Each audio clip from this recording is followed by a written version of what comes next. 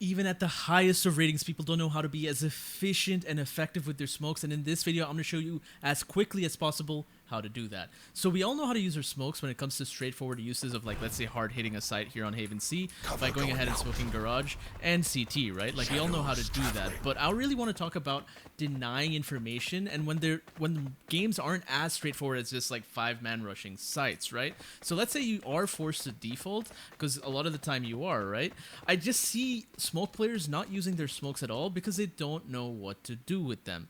So for example, right, if we're going to go ahead and attack Haven A here, or we're just defaulting on Haven, right, we can go ahead and smoke this cross on long, which you'll see a lot in the pro games, right? So you can go ahead and deny this information. Why it's better to do this one that I did on long instead of this one is because this kind of like denies information for you too.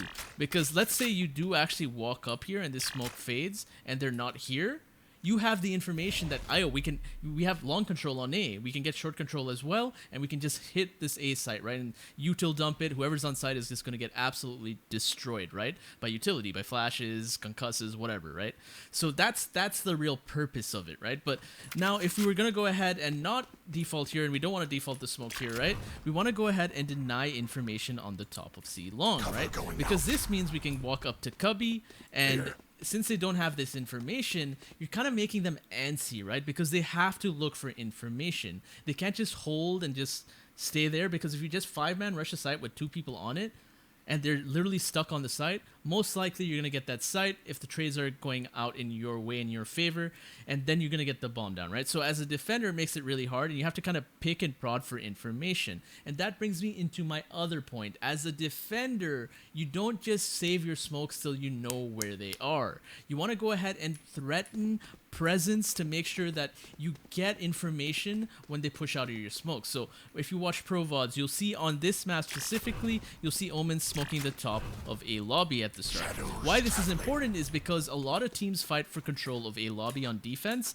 since, again, you don't want to just get stuck on site and just get slammed by utility, right? Not only that, but you get early information to know where to send your resources, right? If you get one player posted up here. So as a result of this smoke right here, that means that if they want to go ahead and push out of it at the start of the round, if they don't use utility, they might just die to the person short. And later on when they're conditioned, let's say you do show present short, they're going to use utility like a sky flash, a KO flash, or breach flash, or a drone, whatever it may be, right? And as a result of that, it gives you the information early. Oh, they're here. Sky's here. Sova's here, right? And you can go ahead and break that drone. And why that's important is because then they don't have the drone to go ahead and clear all of short and parts of sight as well, right? So they're really like, you're preventing them from getting this control as well as getting that early information, because you see what utility is being used to get through your smoke.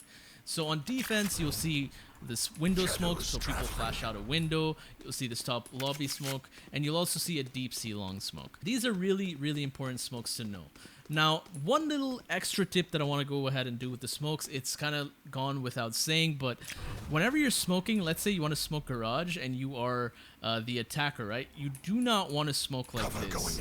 All right, you don't want to do the fat smokes, because this means they can literally walk into the smoke and they can come out of here, and you won't have that information, especially the people who are like, let's say, coming out a window, right? So it kind of isolates angles for this person to play out of the smoke, right? With like really denying information to yourself. So you want to make sure to throw skinny smokes so that whoever pops out is just like exposed to every angle possible, right? So it's very important to note that. But again, the other thing I want to note is, like, when you are doing these smokes, it's really important to communicate. And even if you are not a smokes player, it's important to know the value of smokes and this information that I'm giving you. Because in your lobbies, most likely, if the smokes player doesn't have this information and doesn't know how to use his utility, you can tell him, hey, can you put a smoke here? Hey, can you put a smoke here? And that itself can go ahead and really impact your games. And you can have impact without having a direct impact playing your own agent. And that's important and imperative in climbing in ranked. So if this video was helpful, or if you have any questions, let me know in the comments, and make sure to like and comment for the YouTube algorithm, and I'll see you in the next video.